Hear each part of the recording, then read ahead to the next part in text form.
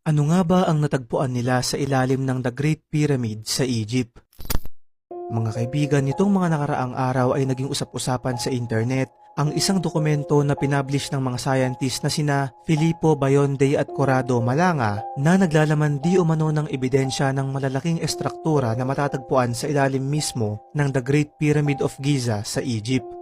Ayon dito, ang mga gusaling ito raw ay may habang 600 kilometers pa ilalim sa lupa ng kinatatayuan ng mga pyramid at nadiskubre sa kanilang radar equipments na ang mga to ay pinapalibutan ng Tesla coils na nagsisilbing electric power supply ng kung anumang advanced na teknolohiya noong unang panahon.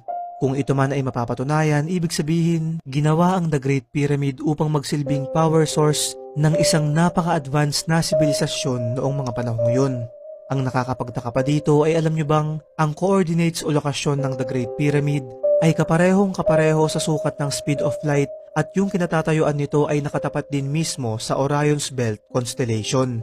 Hanggang ngayon nga ay isang hiwaga sa atin kung sino nga ba talaga ang gumawa ng gusaling ito at hindi pa natin ito nasasagot ay meron na namang panibagong nadiskubring hiwaga na matatagpuan naman sa ilalim nito.